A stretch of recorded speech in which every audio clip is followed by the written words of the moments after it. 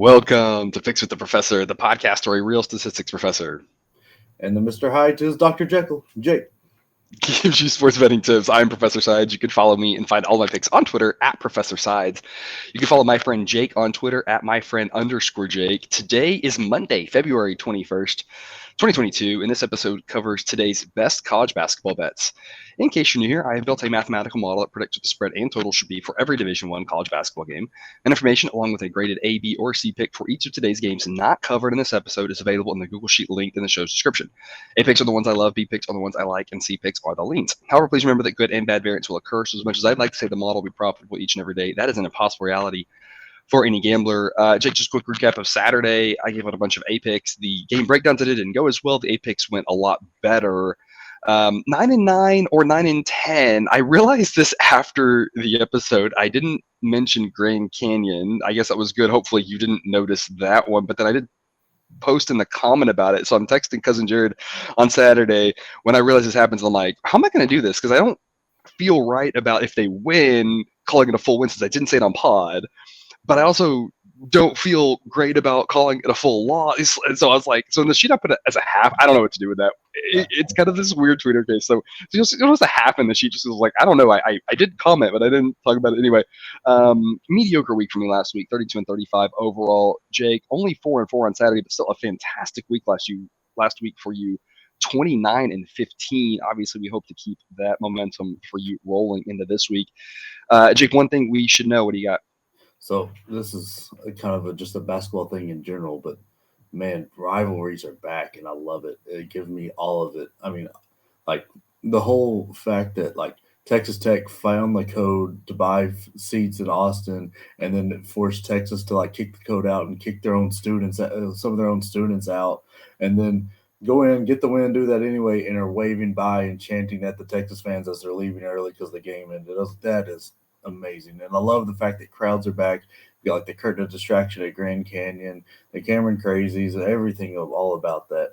And I love the fact that players interact, like like shushing the crowd when you hit that big three or hit the buzzer beater, waving goodbye to them, all that kind of stuff. Like one of my favorite memories is Rashad Kantz. But even as a Duke fan, this is a lot of fun, right? He's at that North Carolina team, won a championship, and the whole time the Cameron Crazies going nuts, and he's yawning at them as he's lighting Duke up, and it's just incredible. But obviously, this can go too far, like getting mad at a timeout while you're running a full court press at walk-ons and slapping the assistant coach, one Howard, or the Sousa running into the stands a few years ago and throwing a chair. You got to have limits, but I love the fact that this kind of stuff is back. Yeah, and not to get off on a tangent, of course, but we were talking about a little bit right before we hit the record button here. This is life, right? You have to understand you go all out in something, but then you have to understand this isn't life or death, and you have to be able to control your emotions, and that's a life skill that we hope to teach our children. As a professor, it's one thing I try to communicate to my students, like here are these life lessons. How do you handle yourself in difficult times? How do you whether it's meditation or whether it's deep breaths or whatever, how do you calm yourself down? And it's unfortunate when a coach doesn't model that. And obviously there's all the hot takes about that, so I'm not going to go into that, but it's just unfortunate. And you know it's sad to see. You talked about the players interacting. The one, I don't know if you saw it yesterday, I thought was hilarious, was in the Purdue game. The one of the opposing players, knowing that the fans chant "sit down" whenever he sits on the bench, waited until Ivy was taking a free throw to sit down, so that the students, the fans yelled "sit down" as he's shooting the free throw, and of course he misses. I don't know how much that affected him, but I was like, I love it. Like Yeah, I it love just, stuff like I like said, it's that. Yeah, fantastic. Yeah. give it all to them. Exactly. Before we get to today's slate reminder, please hit that like button if you're on YouTube. Subscribe or follow if you aren't yet. We appreciate those things. They help us out greatly. Share with a friend if you know others in the game, and drop a comment if you're on YouTube. We love those and try to respond to as many as we can. We'll start us off tonight, 7 p.m. Eastern, 6 p.m. Central, UTEP at Middle Tennessee State. The model thinks Middle Tennessee State should be about a 6.5 point favorite. They're only 5.5, so it's a B pick for me. I think that Middle Tennessee State can cover. A couple key notes here. The model is 6-1 on Middle Tennessee State. They're when they back Middle Tennessee State, the model is 3-2 fading them. So it even knows where some of the few times that Middle Tennessee State doesn't cover. The model's also 2-0 fading UTEP. I just think the number hasn't caught up yet. I think there's a little bit of value here. Go ahead and grab this before it gets out to 7. Jake, what do you have for us? Yeah, I'm riding this MTSU team. They've been really, really good to me. They've been good to anybody. I think they've covered 18 times and pushed once and missed 4. So I think they are. That's incredible. Yeah, they're just on a roll of just covering. You know the old saying, "Good teams win, great teams cover." Exactly. And they're shooting better here of late in the last 3 games. They still average about the same 8 threes, but they're hitting 43% instead of 33%. So that's a big increase. And hit free throws at an unreal rate, hitting 78% of those. So that's really good, especially in these tighter games. And UTEP just lost one of their best players. He's the third leading scorer. He's up there in rebounds, and he's not leading anywhere, but he's always in the top couple with Keontae Kennedy. And I'm not. He's questionable for night, and I don't think he played last game, so he's definitely not going to come back at 100%. And I really think MTSU keeps this rolling. They win this game and cover it probably in the 10 range, but MTSU's been really good to us, and I like it. They have, and I like that to continue as well. Same time slot here. Indiana at Ohio State. The model thinks that Ohio State should be less than a 5-point favorite. So I've got an A pick. I'm going to back the Hoosiers +7. A couple of key stats for you here. The model is 3-1 when backing Indiana, 2-1 fading Ohio State. The model's underestimated both a little bit, so there's no real bias to point out. This is one that Jake and I disagree on, and we're not putting it in the talk me out of segment because I'm not going to let you talk me out of this one. There is one that I will actually go up in the air, and I still have not made my decision. I'll hear arguments on this one. You're not going to talk me out of this one. We're just going to go head to head here. I'm dying on this hill. I think personally, and this is, you viewer at home, see who you think, see what you like. Between what I say and what Jake's going to say. Personally, I don't think Ohio State has done anything lately to give me any confidence that they can cover a number like this. They haven't looked good lately. Indiana hasn't looked good lately either necessarily, and so that's exactly why I love +7. Obviously, fouls could play large in this one, but that's a lot of points for two teams that I don't see as drastically different from each other. Jake, sell the people on why you think Ohio State can cover 7. Indiana doesn't travel well, and they've been struggling here recently, losing all 4 of their last 4. They lost at Northwestern, but you could say that was the suspension thing, and then they lost their last road game. They're just not playing well. I mean, Ohio State's a very good offense, not a great defense by any stretch, and I think it is a bad matchup for Indiana. I think they took advantage of some home calls and things, and when they won at home. I don't think that comes out again. I don't think they shoot as well. I think with Finney being out, that hurts.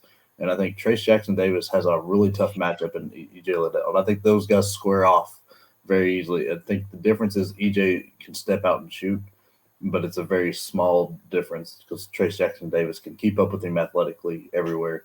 And Zed Key and Royce Thompson should square off. So I really think it comes down to the guard play, and Ohio State has – better offensive guards like Xavier Johnson and Miller Kopp. Miller Kopp is supposed to be Indiana's shooter, and he hasn't hit hardly anything this year. Xavier Johnson, I don't know that he knows what a jump shot is supposed to look like, but it's whatever it is, it's not what he has. I'm not saying he's a bad player. He's just not a jump shooter. He's averaging almost 5 assists in a game, so he knows how to play. Disclaimer, right? Anytime we say anything about a player, we acknowledge they are infinitely better than we are, right? So much farther better than I am. Yeah, I think he should probably still beat me in horse if we wanted to. But right. I really think it comes down to the guard play, and that's where the difference gets covered. I don't think it's a giant leap to over 7. I think it'll probably 8, 9, 10, but that's where I think it sits. Gotcha. I think I would have an easier time of you talking me into that if Ohio State had not just lost by double digits at home to Iowa. I think if that was a road loss, I think it's a lot easier to say home road and think about that. But that just really shakes me. Like I said, I'm sticking with Indiana, so hopefully that's some useful insight for you, viewer. to decide how you want to play that game. Obviously, follow the number on that one. If it gets over 7, we talk about 7 being a key number. That makes Indiana look a whole lot more favorable. If it drops down towards the 6 range, then that obviously makes Ohio State look a little bit better as well. So just check the number on that one. Late game tonight, one that I think should be really interesting if you are staying up late for it. 10 p.m. Eastern, 9 p.m. Central. New Mexico State is a short 1.5-point road favorite at Seattle with a total of 141.5. I've got this as a wrong team favored game. I have the model at Seattle -1.5, so it's a B pick for me at Seattle +1.5. If the number gets to 2.5, that's an A pick or the equivalent money line. But at this point, there is a 3-point difference between what I make the game and what the book makes the game. The only difference is that some of those points don't matter because you can't win by 0. And so because of that, that point differential, just the model isn't viewing it as quite as much of a value pick. And that's where I get A, B, or C from, is how much value that is between the number that I make and what the number that we can get is. Keys for me, the model is 5-0-1 backing Seattle. Seattle's been very good to me this year. I've underestimated New Mexico State a little bit. I've been mostly wrong fading them, but not by as much as Seattle. So I've liked Seattle, but I have not even liked them as much as I should with how good they have been this year. And so I'm taking Seattle. I'm taking the +1.5 just to have that extra little bit in my back pocket in case it's a buzzer beater type game. If not the equivalent money line, something of a +105 or something makes a lot of sense too if you want to go that direction. Jake, give us your take.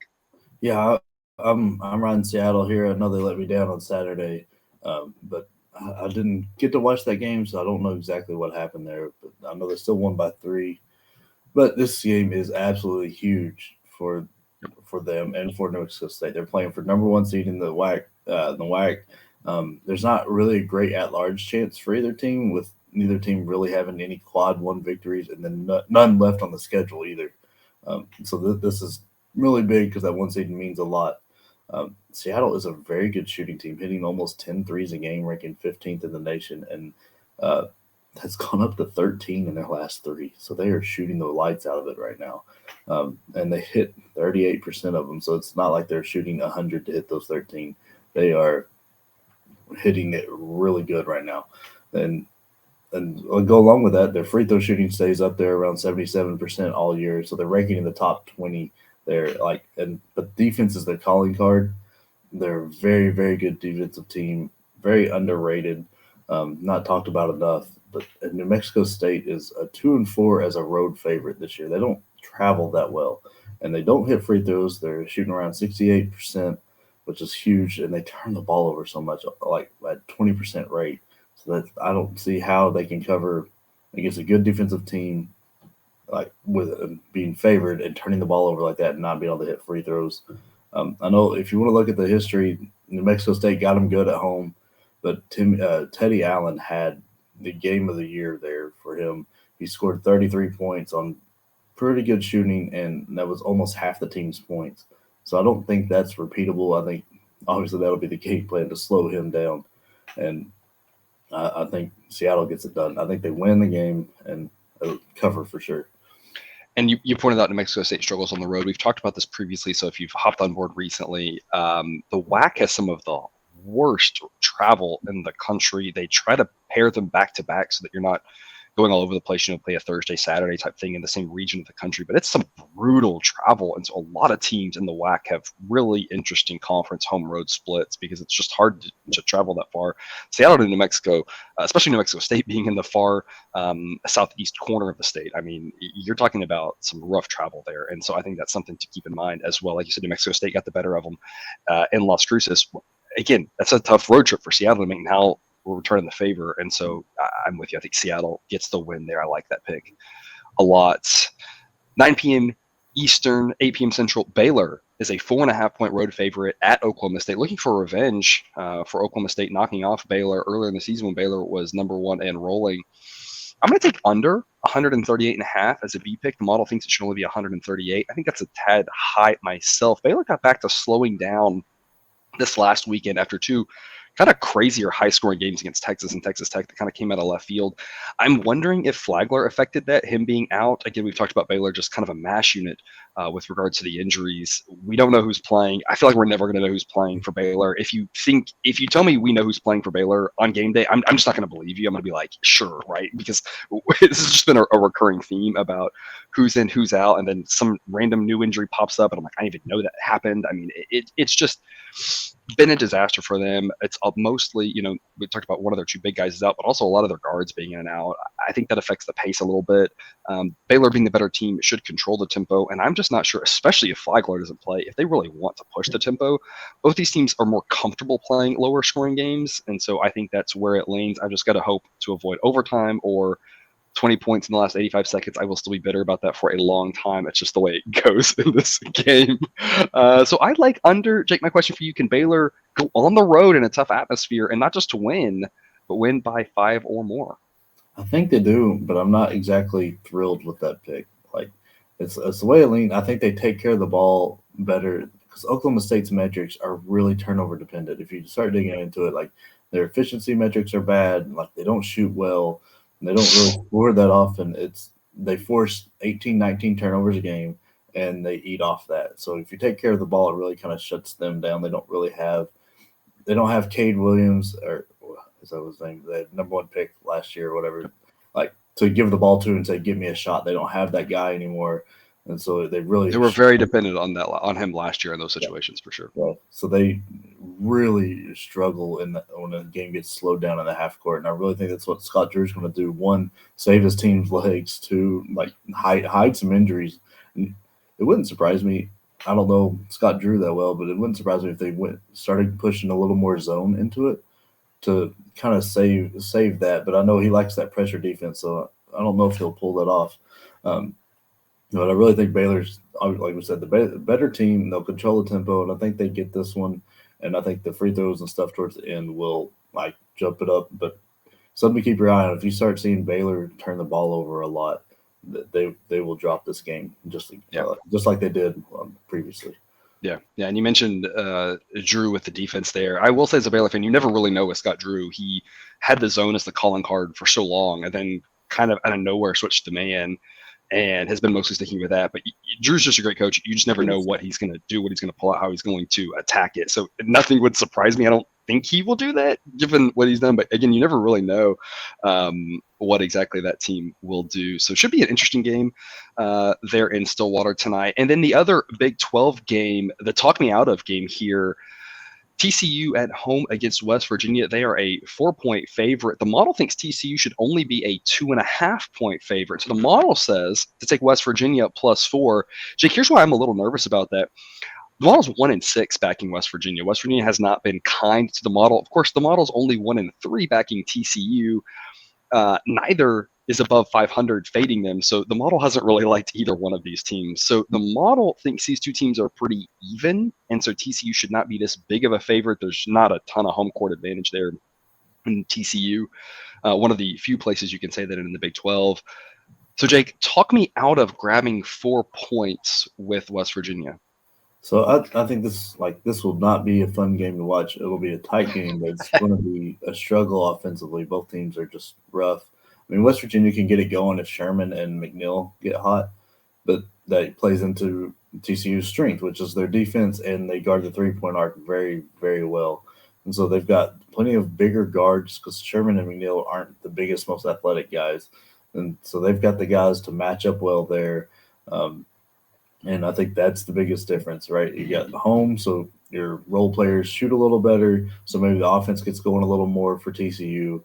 The defense stays the same. I think West Virginia has got to have a huge shooting night out of both those guys, and I don't think they get that. And with it being a smaller number like this, it's not going to take a lot. It could take a 1-6-0 run towards the end of the game, and then all of a sudden this number's out of reach.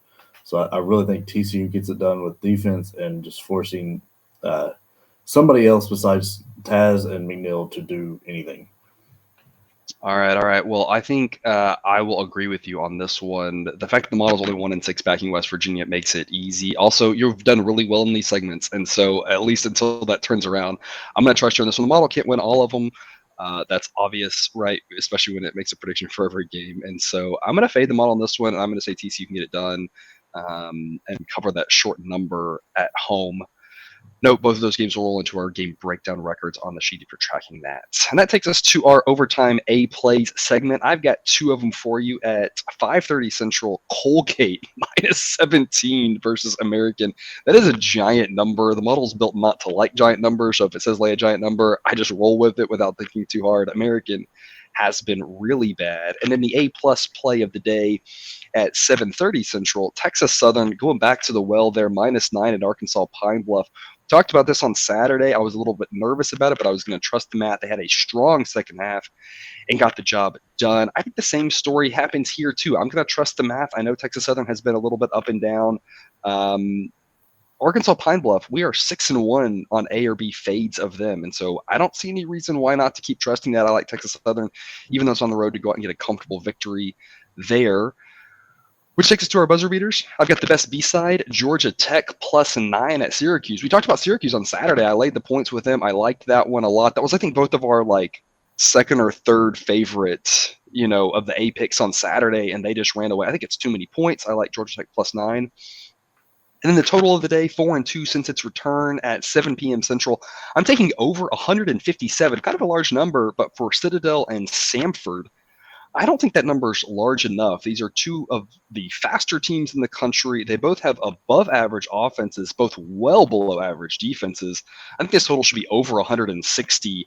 I don't see there being too many segments in that game without points, because it's not like one team has at least a decent defense or one team has a struggling offense or something. It's like if one team kind of goes 4 minutes without scoring, the other team will, right? So as long as it's not a blowout type game and they just stop playing at the end, I think 160 should be pretty easy for them to hit. So I love over 157 there. Jake, what are your buzzer beaters? So I am riding with the South Carolina State team. This Delaware State team is putting up a fight with IUPUI to be the worst team out there. So I think South Carolina. Not a fight you want to win. South Carolina State's got a good defense, and I think they'll cover this 11 fairly easy. And I've been backing this Holy Cross team for a minute now, and I don't think the numbers is quite caught up to how good they are playing right now. Not that they're a good team. And Lafayette, they're very similar teams with going against this Lafayette team. So I think 7 is just way too many points, and I think Lafayette probably still wins this, but I think Holy Cross keeps it close. Yeah, I have a total play I like in that Holy Cross game if you want to check out the sheet for that. If it wasn't for the total play, I'm with you. I like that Holy Cross pick at that number. I'm wondering if Holy Cross is starting to put something together. They had an impressive game this weekend that kind of took me by surprise. And so if they've really turned a corner, then I think you might be onto something with Holy Cross there. And that's all we've got for you today. Thanks for tuning in to another episode of Picks with the Professor. Reminder, check out that Google Sheet for picks and totals on all of today's games and tomorrow's games. If you haven't done so yet, click that subscribe button for a new episode every weekday of the college basketball season and a live Q&A episode on Saturday morning, 9 a.m. Eastern, 8 a.m. Central on YouTube. That was a lot of fun here 2 days ago. We'll see you tomorrow. Until then, remember, you can eat your betting money, but please don't bet your eating money.